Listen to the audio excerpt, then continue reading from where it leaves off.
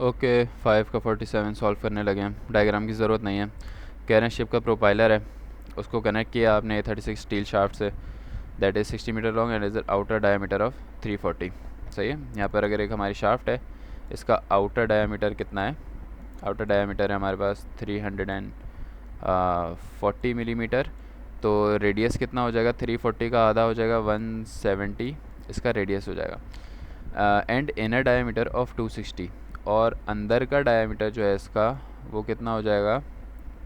वो हो जाएगा 260, और जिसको अगर मैं रेडियस निकालूं तो हो जाएगा 130 इसका रेडियस, क्योंकि r is equal to d/2।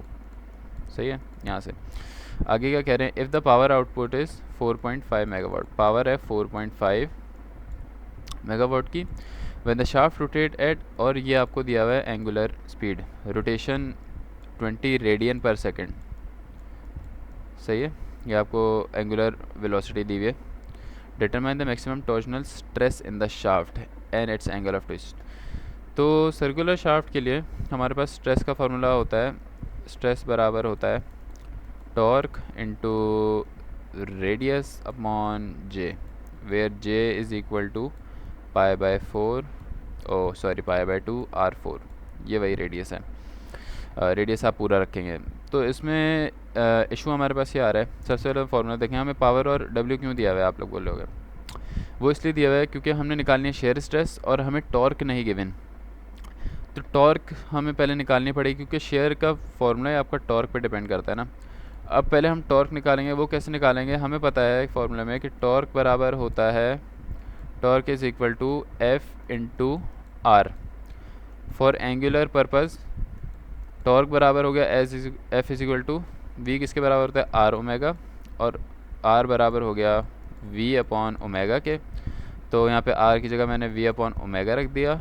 हमें पता है कि पावर बराबर होता है एफ इंटू वी के, तो ये बराबर हो गया पावर अपॉन ओमेगा। ये फार्मूला आपका यहाँ से जनरेट होता है। तो यहाँ पे आपने वैल्यू डाली पावर की अपॉन ओमेगा की, यहाँ से आपके पास टॉर्क आ गई, इसको इक्वेशन 1 बोल दिया। स्ट्रेस मालूम करने के लिए आपने यहाँ पे टॉर्क रखी, आपने यहाँ पे रेडियस, टोटल रेडियस कितना है? 170। This is total and this is inner radius.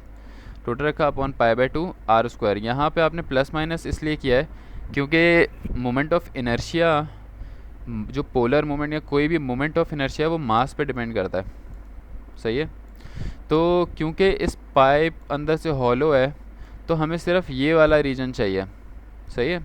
यहाँ पे पोलर और मोमेंट ऑफ इनर्शिया लगेगा, यहाँ से ये अंदर का हिस्सा हमें एक्सक्लूड करना है। तो वो कैसे करेंगे?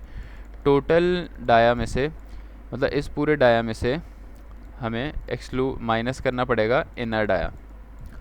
तो टोटल में से अगर मैं इसको माइनस कर दूं, जो हॉलो है, जिसकी ज़रूरत नहीं है, जिसकी वजह से इनर्शिया नहीं बनता, तो उसको जो मैं माइनस करूंगा तो मेरे पास आ जाएगा पोलर मोमेंट ऑफ इनर्शिया के लिए। तो यहाँ पे मैंने इसलिए π/2 r4 को यहाँ पे माइनस कराया। और आप होल पावर 4 में माइनस कर लो, मेरे ख्याल से आंसर सेम आना चाहिए। ट्राई कर लेना, मतलब आप ऐसे करो 1.70 माइनस 1.30 की होल पावर 4, इस तरह करके देखो आंसर सेम आएगा। इसी तरह हमने जब एंगल का फार्मूला क्या होता है? एंगल ऑफ ट्विस्ट का TL/JG। टी हमारा वही है, लेंथ हमारी 60 यहाँ पे गिवन है, 60 मीटर लॉन्ग, और जे की वैल्यू यही चेंज वाली, और जी की वैल्यू यहाँ पे 75 होती है। स्टील के लिए आप याद रख लें तो मेरे ख्याल से बेहतर है, सारे सवाल में स्टील यूज़ हो रही है तकरीबन। तो ये बस इतना सवाल है, ख़त्म हो गया।